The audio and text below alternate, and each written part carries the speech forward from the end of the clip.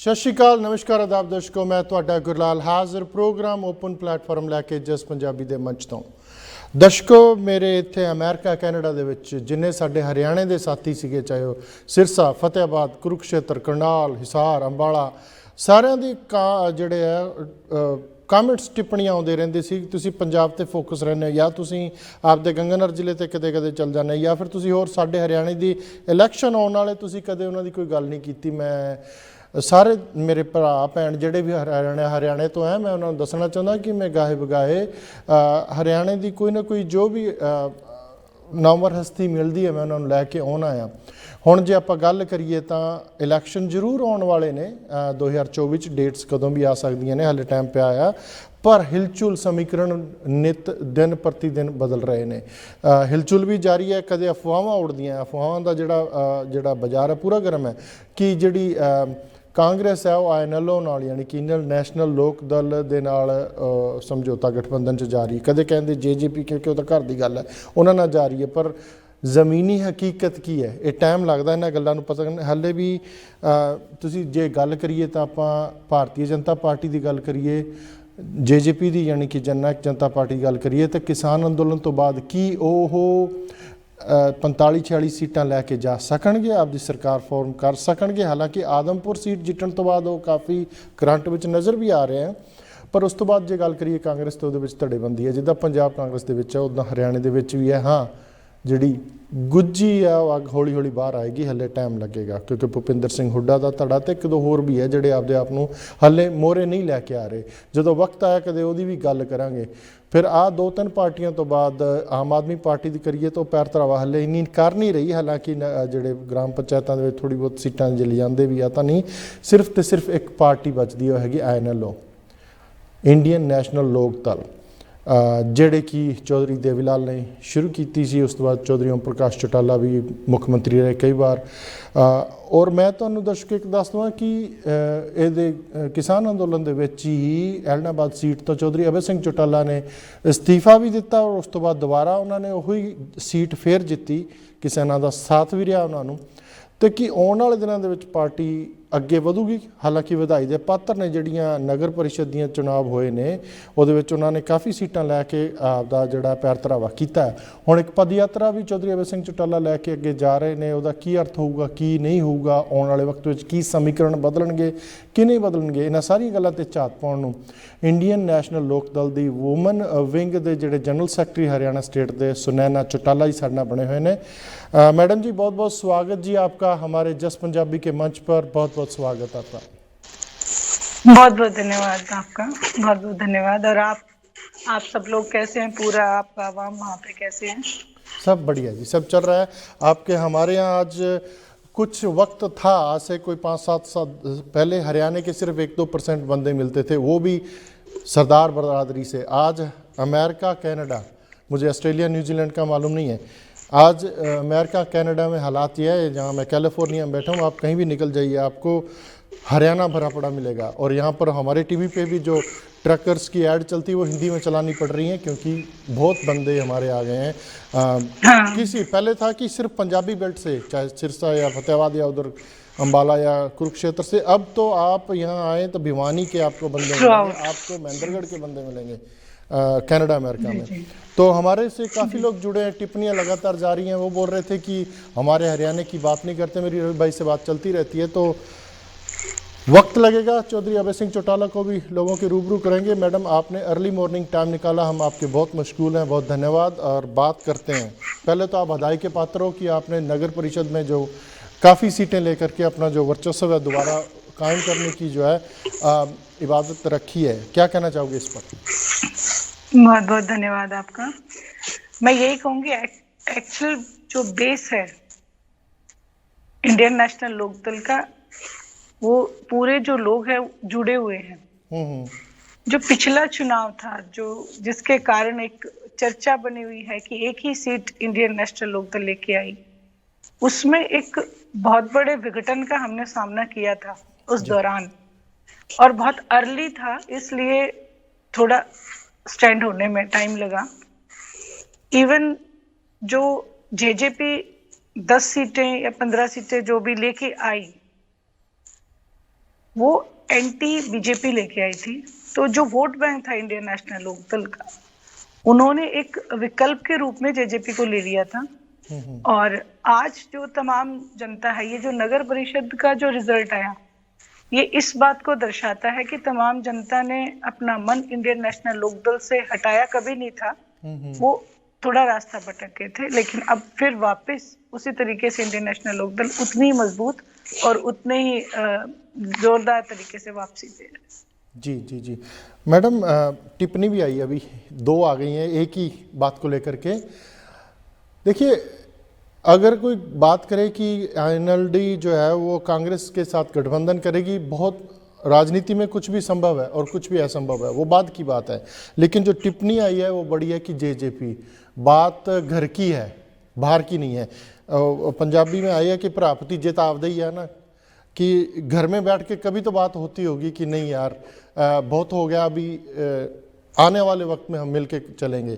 क्या ऐसे संभावनाएं दिख रही है आने वाले टाइम में?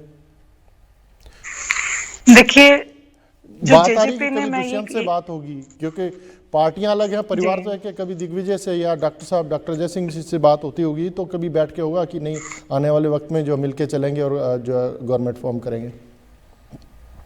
देखिए, जहाँ तक पॉलिटिकल प्लेटफॉर्म का सवाल है, ये सारे जो डिसीजन है वो आदरणीय ओम प्रकाश जी चौटाला लेते हैं पार्टी के लिए जी। और उन्होंने पार्टी की भलाई के लिए ही ये डिसीजन लिया था कि दुष्यंत और दिग्विजय को ये बोला गया था कि या तो आप पार्टी के साथ कोऑर्डिनेट करके चलें, और इस तरीके से जो डिसिप्लिन है वो खराब होता है।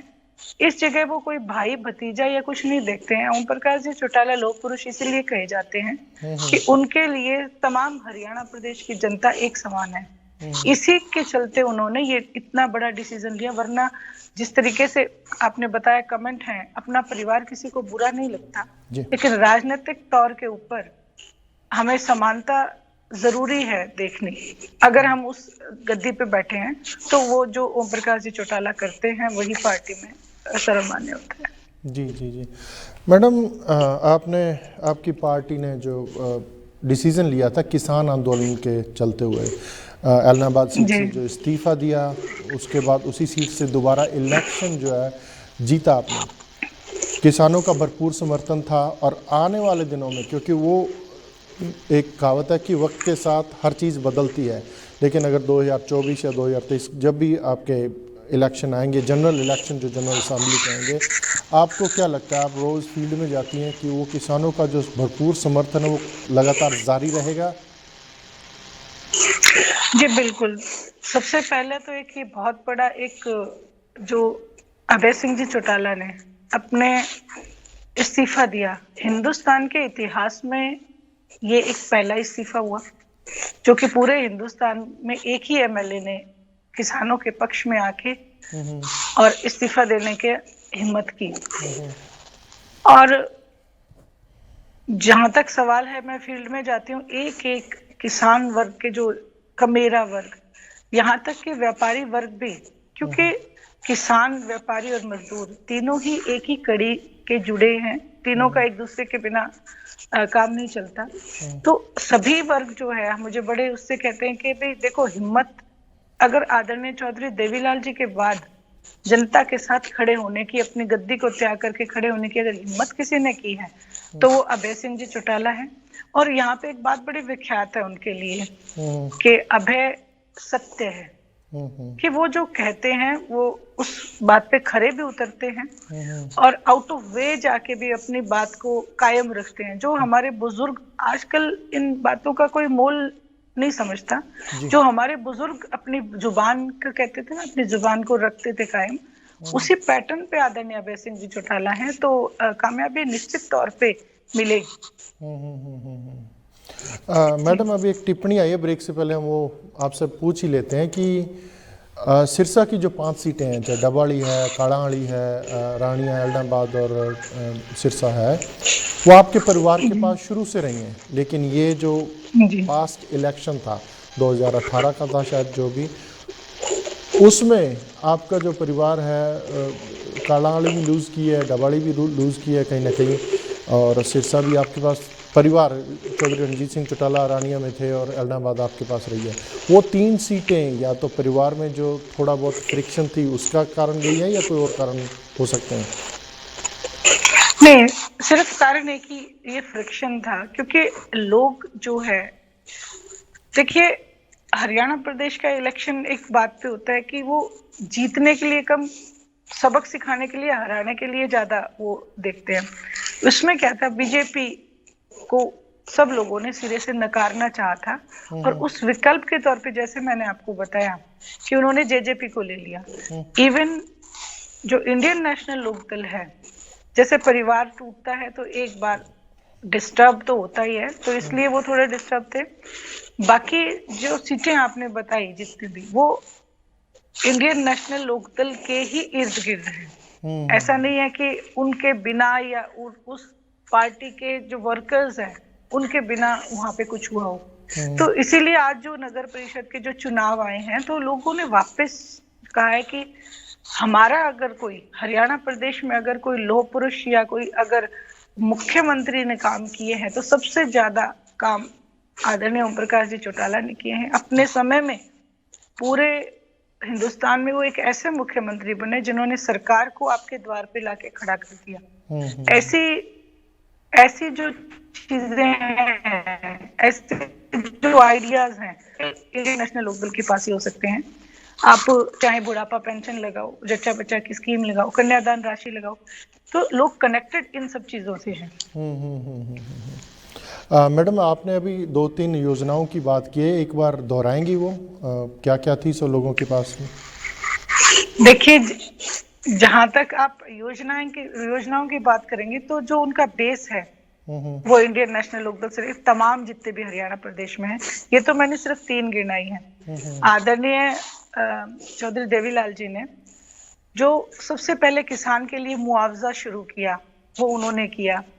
साइकिल टैक्स माफ उन्होंने कराया, ट्रैक्टर का टैक्स माफ कराया, रेडियो का टोकन जो लगता था वो माफ कराया, जच्चा बच्चा की स्कीम उन्होंने लाके दी, कन्यादान राशि, देवी रूपक योजना और बुढ़ापा पेंशन, ये सब चीजें, महिला आयोग का गठन करना, ये जो तमाम जितने भी फैसिलिटीज हैं जो एक गवर्नमेंट दे सकती है, वो इंडियन नेशनल लोकदल ने अपने समय में स्टार्ट की हैं। अब बात करते हैं हम चौधरी अभय सिंह चौटाला पद यात्रा लेकर निकलने वाले सभी 90 कॉन्स्टिट्यूएंसीज में क्या क्या संदेश लेके जा रहे हैं, क्या मायने निकाले जा सकते हैं उनके?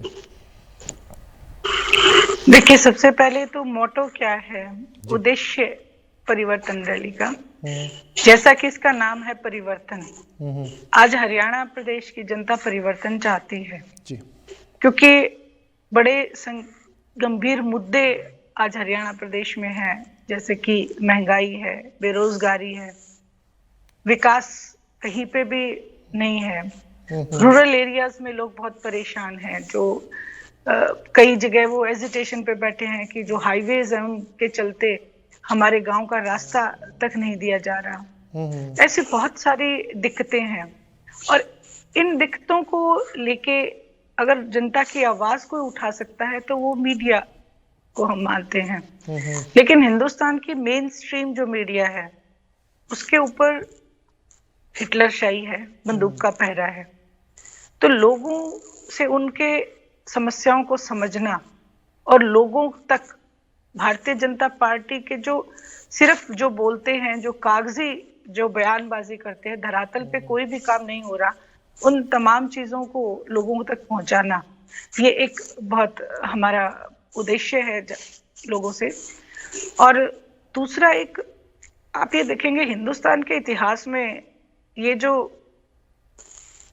ओम प्रकाश जी चौटाला के ऊपर चार्ज लगे थे, इतिहास में ये पहला ऐसा केस है जिसमें जिसने शिकायत की उसको भी सजा मिली। पहला ऐसा केस है कि जिन लोगों के लिए उनको इन प्रिजन किया गया, जो टीचर्स थे, उन टीचर्स की तरक्की हुई किस बेसिस पे कि आपकी भर्ती बिल्कुल सही है, इसलिए आपको तरक्की दी जा रही है। तो अगर भर्ती सही थी और अगर कहीं पे भी करप्शन का, लेन देन का या किसी पारिवारिक सदस्य को लगाने का ऐसा कुछ भी चार्ज उनके खिलाफ नहीं था। भर्ती सही थी और कोई चार्ज उनके खिलाफ ऐसा मिला नहीं। और जिसने शिकायत की उसको भी ये कह के जेल में डाला गया कि आपकी शिकायत गलत है। तो आप ये बताएं कि इन चीजों को लोगों तक बताने का हमारे पास साधन, क्योंकि मीडिया ये सब चीज बताएगा नहीं, तो इसलिए हम स्वयं जाके लोगों के बीच में अपनी बात को रखना चाहते हैं। आदरणीय चौधरी देवीलाल जी के समय से लगा के जब से इंडियन नेशनल लोकदल का गठन हुआ है, जब सत्ता में इंडियन नेशनल लोकदल थी, उन्होंने कितनी सारे जो ये मैंने योजनाएं बताई, इन सब चीजों का तुलनात्मक तरीके से भारतीय जनता पार्टी के साथ तुलनात्मक तरीके से लोगों के बीच में लेके जाएंगे। और आप देखिएगा कि अभय सिंह जी चौटाला ने ये एक बड़ी ऐतिहासिक जो है यात्रा रखी है, जो कि 4300 किलोमीटर के करीब है, पूरे समस्त हरियाणा की एक एक बड़े गांव में जाके हम अपनी बात को रखेंगे और निश्चित तौर पे परिवर्तन को लेके आएंगे। वैसे इसका पूरा नाम परिवर्तन लाओ संविधान को बचाओ हमने एक रखा है, क्योंकि आज संविधान के साथ भी आए दिन एक तरीके से खिलवाड़ हो रहा है। आप देखेंगे कि पीछे हमारे एक मंत्री के ऊपर चार्ज लगा था, एक महिला ने, कोच ने ये चार्ज लगाया था। मैं उस पे आ रहा हूं। आज तक, हाँ जी, आज तक उस मंत्री के ऊपर कोई कार्रवाई नहीं। तो ये संविधान जो है हमारा, कहीं ना कहीं लोकतंत्र की हत्या हो रही है। हम इन तमाम चीजों को, मुद्दों को लेके लोगों के बीच में जाएंगे। जी जी जी जी मैडम, बात यह है कि परिवर्तन रैली आप गांव-गांव जाएंगे, शहर जाएंगे, अच्छी बात है, लोगों को बताएंगे कि हम ये कर रहे हैं, वो कर रहे हैं। एक पीछे से शायद आपको मालूम होगा कि कृषि विकास अधिकारी और एक वेटनरी सर्जन की जो भर्ती थी उसमें कुछ गड़बड़ हुई। अभय सिंह चौटाला ने मेरे ख्याल बात उठाई भी थी, लेकिन लोग जानना चाहते हैं कि वो पूरा मामला क्या था। देखिए, गड़बड़ हर एक महकमे में गड़बड़ है, और जो अधिकारी जो हैं वो मनमानी कर रहे हैं, उनके ऊपर कोई कंट्रोल नाम की चीज नहीं है, ना केवल कृषि विभाग में, बल्कि आप ये देखेंगे कि जो शराब घोटाला, जमीन घोटाला, मतलब हर जगह हर चीज को, हर आवाज को वो रेज करना चाहते हैं। लेकिन क्योंकि सदन में जो काम विपक्ष का है, कांग्रेस का मैं जो कहूंगी, वो अपनी जगह बिल्कुल साइलेंट रहते हैं, क्योंकि उनको भी इस चीज का खतरा है कि भारतीय जनता पार्टी कहीं हमें इम्प्रिजन ना कर दे, वो जेल से डरते। लेकिन ओम प्रकाश जी चौटाला ने खुद को इस बात के लिए साबित किया है कि भले ही चाहे कितनी मुश्किलात हों, अंग्रेजों के समय में अगर हमारे बुजुर्ग इस मुश्किलात से डरते तो हमें आजादी कभी नहीं मिलती जी। तो इन चीजों को लेके अभय सिंह जी चौटाला हमेशा तैयार रहते हैं और हर मुद्दे को उठाने की कोशिश करते हैं कि हर मुद्दे को मैं उठाऊं और जनता को न्याय दिलाऊं। मैडम, जो बेस है आपकी पार्टी का, वो पीछे किसानी से जुड़ा हुआ है, ज़मींदारों से है, ठीक है, व्यापारी भी साथ में है, और ये एक सर्कल होता है, पैसा सर्कल करता है, हर बंदे को मुनाफा चाहिए, सीधी सी बात है। गन्ने के भाव को लेकर आपके हरियाणा में, हालांकि पंजाब में कुछ बड़े हैं, मालूम नहीं कि वो इम्प्लीमेंटेशन ज़मीनी हकीकत बनी है कि नहीं बनी, वो अभी मालूम नहीं है, लेकिन उन्होंने बढ़ाए हैं। लेकिन हरियाणा में अभी भी किसान जो है वो संघर्ष कर रहे हैं। शायद पीछे से एक आपकी जथेबंदी थी किसानों की, वो इसकी आवाज़ भी उठाएगी। क्या कारण है कि 5-10 रुपये ही बढ़ रहे हैं और वो भी मिल नहीं रहे हैं? इसका क्या कारण है? और लोग जो आवाज़ उठा रहे हैं गन्ने की फसल को लेकर के, इसका क्या कारण है अभी तक? देखिए, जब किसी भी सरकार के बैठे मुखिया उसका व्यापारीकरण शुरू कर दे तो आम जनता को ये सब चीजें भुगतनी पड़ती हैं। आप देखिए, आज किसान, क्योंकि 70% हिंदुस्तान की जनता किसानी करती है और उस पर अपना निर्वाह करती है, और उनके साथ अटैच, जैसे कि आपने बताया, व्यापारी वर्ग और मजदूर वर्ग अटैच है, क्योंकि अगर किसान खुशहाल है तो देश माला माल है। इस पैटर्न को उन्होंने, बातें मैंने जैसे बताया कि वो बात तो कहते रहे, उन्होंने एमएसपी का इतना जोरदार मुद्दा बना के और अर्धनग्न होकर प्रदर्शन किया था जब कांग्रेस की सरकार थी, और ये कहा था कि किसान की आय को हम दुगना करेंगे।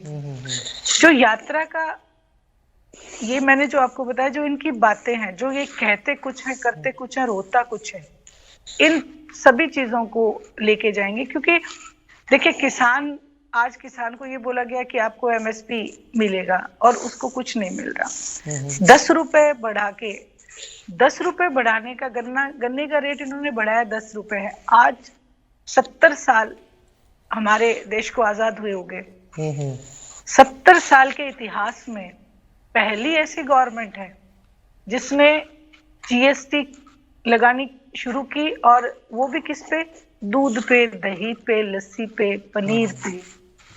तो मैं ये कहना चाहूंगी पूरे जो भी मुझे देख रहे हैं, सुन रहे हैं, कि चाणक्य ने एक बड़ी बात कही थी कि जिस देश पे भोजन की सामग्री के ऊपर यदि कर लगना शुरू हो जाए तो आप समझ लेना कि उस देश का व्यापारीकरण हो चुका है। तो हिंदुस्तान में ये भोजन की चीजों के ऊपर जीएसटी लगनी शुरू होगी। अब 10 रुपए आप मूल्य दे रहे हैं, बढ़ा रहे हैं, वहां आप देखें कि एक आदमी पूरे दिन में 250 से 300 रुपए तक की जीएसटी भर के सोता है। तो उस 10 रुपए में तो समुद्र में एक बूंद के समान वो काम करेगा। तो वो प्रॉपर तरीके से ये जो है किसान का भला इस चीज से नहीं हो रहा, और किसान को ठगा जा रहा है, उसको झूठी बातों में बरगलाया जाता है। क्योंकि किसान एक ऐसा, मैं कहूंगी, एक ऐसा वर्ग है जो सिर्फ अपना घर और खेत जाके संभालता है। सियासत से वो अपने आप को दूरी पे रखता है, लेकिन सियासत में उसे तब आना पड़ता है जब उसके साथ अन्याय हो रहा होता है। बहुत बढ़िया मैडम। समान योग बहनों का, शायद वो आपके एरिया से बिलोंग करती होंगी, मैं नाम नहीं ले सकता। बहुत बढ़िया है। वो बोले कि जो जाने वाला कल तो चला गया, हम कोसते रहे कि उसने ये नहीं किया, उसने ये नहीं किया।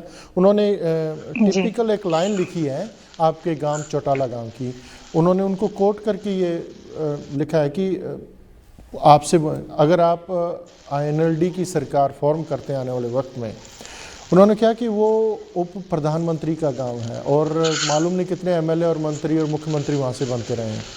वहाँ पानी का कोई दिक्कत होगी, मुझे नहीं मालूम, ये टिप्पणी आई है, आप यस और नो आप बताएंगी। और एक उन्होंने कहा कि एक अच्छा हॉस्पिटल उस एरिया में नहीं है। खास करके उन्होंने बात की है बहन बेटियों की, जब बच्चे का जन्म का होता है तो बोलते हैं कि बहुत लिखा है कि इंसिडेंट जो रिसेंट हुए हैं कि बच्चा या माँ को कोई ज़्यादा तकलीफ और डेथ्स तक भी हुई हैं, कि आने वाले वक्त में सिर्फ ये पूछ रहे हैं पहले क्या हुआ क्या नहीं, वो बाद की बात है कि आने अगर आप करते हो तो क्या उस एरिया में, वो एक गांव को लेकर के उस एरिया के सभी गांवों में उस एरिया में अच्छा हॉस्पिटल और पानी की जो निकासी का काम है वो ऐसा आपसे आश्वासन लेना चाहते हैं कि उसका कोई इलाज होगा। जी बिल्कुल, मैं अपनी जो भी मेरी बहन है या बड़ी है या छोटी है, मैं उनको पूरी तरीके से इस बात का विश्वास दिलाती हूँ कि जिस तरीके से हम गुमान करते हैं कि आदरणीय चौधरी देवीलाल जी ने, जैसे मैंने आपको बताया, और मैं बड़े प्राउडली ये सब चीजें बता रही हूँ, तो मैं खुद भी ये चाहूंगी कि मेरे लिए भी यदि कोई भविष्य में बात करे तो वो बहुत प्राउडली बात करे। मैं अपनी बहन को विश्वास दिलाना चाहती हूँ कि बिल्कुल जो मुद्दे हैं आपके जायज है, और मैं भी इनसे वाकिफ हूँ, और बहुत संघर्ष भी चल रहा है इन सब चीजों से। क्योंकि अभय सिंह जी चौटाला एक एलनाबाद से एकमात्र एमएलए हैं, वो इन सब तमाम मुद्दों को उठाते हैं, और हमने इस चीज को स्पेशल तौर के ऊपर हर जगह लिखा है कि जब हमारी सत्ता आएगी तो हम जो जनता है, आवाम है, उसको किसी भी तरीके से कहीं भी तकलीफ नहीं होने देंगे। जैसे आदरणीय चौधरी देवीलाल जी को आप याद करते हैं, आप भविष्य में इंडियन नेशनल लोकदल को सदैव याद रखेंगे, क्योंकि हमारी एक ही पहचान है कि जो हम बात कहते हैं हम उसको पूरा इम्प्लीमेंट करते हैं धरातल तक जाके। जी जी जी। तो आप बिल्कुल निश्चिंत रहें, आप मेरी बहन हैं और हम मिलके आपके साथ तमाम मुद्दों को दूर करेंगे। और महिला शक्ति के लिए मैं एक खास बात कहना चाहती हूँ कि जिस तरीके से आदरणीय ओम प्रकाश जी चौटाला ने हमेशा जो धरोहर चौधरी देवीलाल जी की संभाली है, उसी तरीके से अभय सिंह जी चौटाला ने भी इस बात का बीड़ा उठाया है। और उन्होंने ये कहा है कि जिस दिन भी सत्ता में आए उसी दिन से जो 60 साल से कम की महिलाएं हैं उनको एक सहायता राशि हम शुरू करेंगे 1100 रुपए की। तो हर महीने हर महिला को 1100 रुपए हरियाणा प्रदेश में देने का काम करेंगे। एक छोटी सी बात पूछ के एक छोटी सी टिप्पणी ऐसी बाद में बात करेंगे। आपका ही एक लीडर है सिरसा से शायद गोकुल सेतिया, उसके ऊपर कोई केस बना है पीछे से, वो सच्चाई क्या है जी उसकी? देखिए, जो भी इंडियन नेशनल लोकदल की कोई अगर कोशिश करता है उस पैटर्न पे चलने की, तो यहाँ के जो सियासत जो दान है उनको, जो ऑपोजिशन में जो कहूंगी, उनको खतरा महसूस होने लग जाता है। गोकुल सेतिया जो है उसके ऊपर जो वो बिल्कुल झूठे हैं, वो एक संघर्ष करने वाला लड़का है और लोगों की आवाज को उठाने वाला लड़का है। आप ये देखेंगे किसान आंदोलन में भी हमारे जो किसान हैं, जो जानते हैं, उनके ऊपर देशद्रोह तक के मुकदमे दायर किए गए, आज तक तारीखों पे जाते हैं। आज तक किसान तारीखों जो मैंने जो कहा हिटलर शाही स्टार्ट कर रखी है यहाँ पे, क्योंकि जो आवाज उठाता है उसकी आवाज को दबाने का एक बहुत अच्छा तरीका है कि उसके ऊपर कोई केस बना के उसको तंग किया जाए, परेशान किया जाए। लोग सच्चाई जानना चाहते थे कि हुआ क्या बात की, लेकिन हमारे पास क्वेश्चन और बहुत हैं हम एक आदमी को लेकर। मैडम, बात महिला सुरक्षा की है, हमें नहीं मालूम कौन कसूरवार है कौन नहीं, वो बात की वो एजेंसियों का काम है, पुलिस वालों का काम है। लेकिन मैं आपसे ये इसलिए पूछ रहा हूँ कि आप एक औरत हैं, अगर आप गवर्नमेंट फॉर्म करते हैं, जो हालात में हरियाणा की तरफ बिल्कुल उंगली नहीं उठा रहा हूँ, हालात पंजाब, राजस्थान, यूपी कहीं भी चले जाए, हर रोज़ घटनाएं हो रही हैं। बच्चियां जो है वो स्कूटी पे या साइकिल से अपने स्कूल से आती हैं या कॉलेज से आती हैं या जाती हैं, उसके बाद क्या होता है कि जो रसूखदार लोग होते हैं वो कुछ ना कुछ गड़बड़ करते हैं। ये मैं इसलिए पूछ रहा हूँ कि अभी अभी फिर उन्हीं बहनों का टिप्पणी आई थी कि हम तो बाहर आ गए वीज़ा लेकर के, हो सकता है यहाँ सेटल भी हो जाएं। आने वाली पीढ़ियाँ, बच्चियाँ और बड़ी होंगी, भगवान सबको कामयाबी दें, उनके लिए अगर आप गवर्नमेंट फॉर्म करते हैं तो आप महिला सुरक्षा के लिए कोई नया कानून या कोई ऐसी व्यवस्था लेके आएंगे कि बेधड़क बच्चियां जो अपने काम पर जाएं, स्कूल जाएं? वो बिल्कुल, ये एक बहुत चिंता का विषय है जिसके लिए आए दिन न्यूज़पेपर में पढ़ के एक मन खराब होता है कि आज हमारे प्रदेश में हो क्या रहा है। मेरा दायरा हरियाणा प्रदेश तक है। मैं इस बारे में ये जरूर कहूंगी कि यहाँ पे भी आपने देखा होगा कि बहुत सारे महिलाओं के साथ, बच्चियों के साथ दुर्व्यवहार होता है। इसको देख के मैं आपको ये विश्वास दिलाती हूँ मेरी बहनों को कि जब भी आप इंडियन नेशनल गवर्नमेंट को आप सत्ता में लेके आएंगे, हम महिला थानों का एक विशेष तौर पे दूरी देख के विशेष तौर पे महिला थानों का हम अरेंज करके देंगे आपको, क्योंकि मुझे पता है शहरों तक कई जो रूरल एरियाज में महिलाएं हैं जो पढ़ी लिखी नहीं है, वो नहीं पहुंच पाती हैं, तो थाने उन तक पहुंचने का काम करेंगे। ये मैं आपको विश्वास दिलाती हूँ। जो बेटियां हैं उनकी सुरक्षा के लिए हम एक गार्ड, जो कॉलेज वैन, स्कूल वैन जो भी होंगे उसके अंदर एक गार्ड का बंदोबस्त करके मैडम, मैं आपसे फिर, आप एक औरत हैं, मैं जो हमारा ग्रहण लगा हुआ है, जो एक सामाजिक बुराई है, आम क्या होता है कि जी हमने शगुन स्कीम निकाल दी, हर गवर्नमेंट करती है, हर स्टेट की करती है कि किसी बच्ची की शादी है तो उसको इतना शगुन। मैं इसको कलंक मानता हूँ, दहेज को, मैं इसको बिल्कुल नहीं देखता। लेकिन बच्चियाँ जब अपने घर चली जाती हैं ससुराल में, फिर उनको तंग किया जाता है। ये जो है, इसके लिए जागरूकता के लिए कुछ उपाय आने वाले वक्त में अगर आप सत्ता में आते हैं तो कि भाई अपनी खुशी से कोई अपनी बच्ची को कुछ भी दे, वो बात की बात है, लेकिन ये इस पे रोक लगनी चाहिए।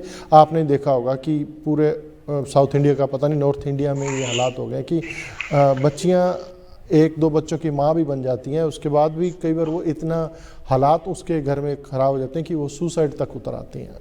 कसूर कुछ भी नहीं होता उनका, माँ बाप इतने लाचार होते हैं कि वो मांग पूरी नहीं कर सकते। इसके लिए कोई कठोर कानून है, लेकिन इम्प्लीमेंटेशन ज़मीनी हकीकत पर उसको फोर्स करने की ज़रूरत है। उसका एग्जैक्टली जैसे आपने बताया, कानून है, कानून इस बात की कतई इजाजत नहीं देता कि महिला के साथ आप इस तरीके से दहेज लें या उसको मेंटली टॉर्चर करें, परेशान करें। बच्चे होने के बाद आप उसको अपनी एक धरोहर समझ के उसको जैसे जी में आए उसको यूज करें। देखिए, इसमें तो मैं इतना ही कहूंगी, आपको अवेयरनेस बहुत है। आज जो नौजवान बच्चे हैं, मैंने कई जगह ऐसा देखा है कि उन्होंने 1 रुपया लेके भी शादी की है। तो इस तरीके के जो चीजें हैं, हमें उनको हाईलाइट करना चाहिए ताकि प्रेरणा मिले और दूसरे बच्चों को भी इन चीजों से, कि आज ये जो दहेज, कुछ चीजें मायने नहीं रखती। आपकी नॉलेज क्या है, आपका घर किस तरीके से चलने वाला है, उन चीजों को हमें प्राथमिकता देनी चाहिए। हमें एलिजिबल बनाना चाहिए लड़कियों को। खुद हमें ये सोचना चाहिए, जो जल्दबाजी करते हैं शादी करने की, उसको छोड़ के ये एक सामाजिक कार्य है, ये राजनीतिक ना होकर एक सामाजिक एक कार्य है, जिसको हमें समाज को ये बताना पड़ेगा कि अपनी बेटियों को शिक्षित करें, उन्हें कानून का पता हो, उन्हें शिक्षित करें, प्लस में उन्हें ये भी शिक्षा दे कि समाज में किस तरीके से रहना है। अपने आप को, अगर कोई पढ़ी लिखी है तो ये ना कहें कि मैं पढ़ी लिखी हूँ तो मैं आपके घर में एडजस्ट नहीं होंगी। अगर कोई लड़का है, अगर उसको लगे कि ये लड़की कम पढ़ी लिखी है, तो वो उसके ऊपर धक्काशाही अपनाए या कहे कि अपने माँ बाप से दहेज लेके आओ। तो इन तमाम चीजों को, ये जो कुरीति है, इसको एक समाज जो है ऊपर लेके आए ताकि इन सब चीजों पे रोक लग सके। कतई चुप ना रहें। जहां पे भी आपको इस तरीके की घटना अपने आसपास दिखाई दे, उसी समय आवाज उठाएं, उनको प्रेरित करें कि ये गलत है, इसके खिलाफ आवाज उठाएं। कानून हमारा बेटा है और वो हमें न्याय जरूर देगा। जी जी जी मैडम, अब ये जो बात मैं पूछने जा रहा हूँ, ये पंजाब हरियाणा का एक कोई वक्त होता था जब चौधरी देवीलाल जी थे, चौधरी ओम प्रकाश चौटाला जी, और उधर सरदार प्रकाश सिंह बादल, ख़ास करके ज़िम्मेदारा वर्ग है जो, उनको ये होता था कि हमारे वो माई बाप हैं। किसी भी वक्त आपके गांव या बादल गांव में जाकर के किसी न किसी समस्या को लेकर के उसका हल निकाल लिया जाता था, हेल्प मिलती थी। वो कहते हैं कि हमारा एक हेल्प सेंटर थे, जो उन्होंने हेल्प सेंटर थे ये गाँव बादल गाँव। फिर आपके परिवार की जो क्लोजनेस भी थी कि आने वाले दिनों में क्या आप मिलकर चलने वाले हैं? क्या वही जो माहौल था लोगों के अंदर, वो विश्वास जागेगा कि नहीं, ये जो गांव है हम जाएंगे, हमारा समस्या का हल भी निकलेगा और हमें छुटकारा भी पाया जाएगा किसी मुसीबत को? क्या ये गठबंधन दोबारा देखने को मिलेगा? देखिए, आज भी आदरणीय बादल साहब जो हैं, उनका परिवार, पिताजी आज भी हमारे पारिवारिक सदस्य हैं। वो चाहे वो पंजाब में है, चाहे वो सिख उससे हैं, लेकिन जो चीज एक कायम रखने की कोशिश की जाती है, भाईचारा, तो वो बहुत जरूरी है। वो आपने किसान आंदोलन में भी देखा होगा, लोगों ने बड़ा आपस में मिलके, और बादल साहब और आदरणीय चौधरी देवीलाल जी जैसे जो शख्सियत हैं, उनको कायम, उनके विचारों को हम कायम रखेंगे। और भविष्य में उम्मीद करूंगी कि आपने देखा होगा कि एक कहावत है, नया 9 दिन पुराना 100 दिन। तो ये हमारे 100 दिन वाली कहावत पे, पैटर्न पे चलने वाली जो चीजें हैं, वो हमारे पास हैं, और उनके आदर्श जो हमारे बुजुर्गों के हैं, उनको लेके जरूर आगे बढ़ेंगे। जी मैडम, 90 सीटें हरियाणा की, INLD कहाँ अपने आप को देख रही है आने वाले इलेक्शन में? इंडियन नेशनल लोकदल इतिहास को दोहराएगी। आदरणीय चौधरी देवीलाल जी के टाइम में भी कभी ये समस्या हुई थी, तो वो 87 सीटें लेके उन्होंने वापसी की थी। इस यात्रा के बाद हरियाणा प्रदेश में निश्चित तौर पे इंडियन नेशनल लोकदल, जैसे आपने पहले पिछली जो गवर्नमेंट है, उन्होंने 75 पार का नारा दिया था, हम 80 पार का कहते हैं कि बिल्कुल इंडियन नेशनल लोकदल मजबूती से आएगी। इंडियन नेशनल लोकदल, दरअसल मैंने आपको बताया कि नया 9 दिन पुराना 100 दिन। इंडियन नेशनल लोकदल के पास अपने जो वर्कर हैं, आपने देखा होगा कहीं पे भी जो वर्कर है आपको ऐसा नहीं मिलेगा, उसको तोड़ने की भरपूर कोशिश की गई, लेकिन इंडियन नेशनल लोकदल का वर्कर कभी नहीं टूटा, और वो आज मजबूती से वापसी करने के मूड में है। और आने वाले समय में आज भी अगर आपने जो 90 विधायकों की बात की, उस 89 के ऊपर एक ही विधायक आपको विधानसभा के सत्र में बोलते हुए दिखेंगे। जो बाकी के सबके ऊपर भारी पड़ते हैं वो इंडियन नेशनल लोकदल के ही विधायक हैं, आदरणीय अभय सिंह जी चौटाला। और आज जनता ने मूड बनाया है अपना कि अभय सिंह जी चौटाला क्योंकि हमारी हर बात को दबंगता से समझते हैं और उसकी आवाज उठाते हैं। आने वाले समय में 2024 में आपसे जब भी इंटरव्यू होगा तो इंडियन नेशनल लोकदल वापसी कर चुकी होगी। जी जी जी, अपने पास 1-2 मिनट है, एनआरआई को कोई संदेश देना चाहें तो? मैं ये कहूंगी कि सबसे पहला हिंदुस्तान जो है वो हमारा अपना है। जहां पे भी आपको लगे कि हिंदुस्तान की जनता को, आम जनता को, अगर आप किसी भी तरीके से, आप एक बहुत अच्छे अगर फॉर्म में हैं और किसी भी तरीके से हेल्प आउट कर सकते हैं तो आप उन्हें जरूर हेल्प करें। और दूसरा एक चीज है कि बेशक आप देश से दूर हैं, लेकिन आपकी आत्मा, मैं मानती हूँ हर हिंदुस्तानी की आत्मा हिंदुस्तान में ही बसती मिलेगी। आज आप कोशिश करें यहाँ पे उद्योग और यहाँ की जनता को, यहाँ के आवाम को काम देने की, ताकि हम अपना देश ना छोड़ें और यहीं पे रह के काम करें। और आप सबके लिए मैं शुभकामनाएं भी आपको देती हूँ कि आपने हिंदुस्तान को बहुत बढ़ाया है। वहां जाके भी आप अगर उनको रिप्रेजेंट करते हैं हिंदुस्तान को, तो ये भी हमारे लिए एक बहुत फख्र की बात है। आप सबका दिल से बहुत बहुत धन्यवाद। आप खुश रहें, आबाद रहें, यही दुआ है। जी जी मैडम, आपने अर्ली मॉर्निंग टाइम निकाला हमारी तरफ से भी आपको, आपके परिवार को शुभकामनाएं। आने वाले दिनों में और भी इंटरव्यूज़ करते रहेंगे और आपकी जो परिवर्तन यात्रा सफल हो, हमारी तरफ से शुभकामनाएं। बहुत बहुत धन्यवाद आपका। बहुत बहुत धन्यवाद भाई साहब, आपका बहुत बहुत धन्यवाद। दर्शकों, इस महिला विंग के जनरल सैकटरी NLD ਦੇ ਹਰਿਆਣਾ ਤੋਂ ਸੁਨੈਨਾ ਚੌਟਾਲਾ ਜੀ ਬੜਾ ਚੰਗੇ ਤਰੀਕੇ ਨਾਲ ਉਹਨਾਂ ਨੇ ਆਪਦੇ ਵਿਚਾਰ ਰੱਖੇ। ਤੁਹਾਡੀਆਂ ਟਿੱਪਣੀਆਂ ਵੀ ਆਈਆਂ, ਉਹਨਾਂ ਦੇ ਆਨਸਰ ਵੀ ਕੀਤੇ। ਕਈ ਚੀਜ਼ਾਂ ਰਹਿ ਗਈਆਂ ਜਿਹੜੀਆਂ ਮੈਂ ਉਹਨਾਂ ਤੋਂ ਪੁੱਛਣਾ ਚਾਹੁੰਦਾ ਸੀ, ਕਿਉਂਕਿ ਵਕਤ ਇਜਾਜ਼ਤ ਨਹੀਂ ਦੇ ਰਿਹਾ। ਥੋੜੇ ਦਿਨਾਂ ਤੱਕ NLD ਦਾ ਕੋਈ ਸੀਨੀਅਰ ਲੀਡਰ ਫਿਰ ਤੁਹਾਡੇ ਰੂਬਰੂ ਕਰੂੰਗਾ। ਸਾਡੇ ਹਰਿਆਣੇ ਵਾਲੇ ਸਾਥੀਆਂ ਨੂੰ ਮੈਂ ਕਿਹਾ ਕਿ ਜ਼ਿਕਰਾ ਰੱਖੋ, ਜਿੱਦਾਂ ਜਿੱਦਾਂ ਇਲੈਕਸ਼ਨ ਨੇੜੇ ਆਉਂਦੇ ਹਰੇਕ ਪਾਰਟੀ ਦਾ ਨੁਮਾਇੰਦਾ ਤੁਹਾਡੇ ਰੂਬਰੂ ਕਰਾਂਗੇ। ਜੇ ਇਸ ਪਰਿਵਾਰ 'ਚ ਚਾਹੋਗੇ ਇਹਨਾਂ ਤੋਂ ਵੀ ਕਰਾਂਗੇ, ਜਿੱਦਾਂ ਜਿੱਦਾਂ ਟਾਈਮ ਵਕਤ ਲਿਆ। ਅੱਜ ਦਾ ਪ੍ਰੋਗਰਾਮ ਇੱਥੋਂ ਤੱਕ ਹੀ ਸੀ। ਮੈਨੂੰ ਗੁਰਲਾਲ ਨੂੰ ਦਿਓ ਇਜਾਜ਼ਤ। ਮੇਰੇ ਵੱਲੋਂ ਤੁਹਾਨੂੰ ਸਾਰਿਆਂ ਨੂੰ ਪਿਆਰ ਭਰੀ ਸਤਿ ਸ਼੍ਰੀ ਅਕਾਲ, ਨਮਸਕਾਰ, ਆਦਾਬ।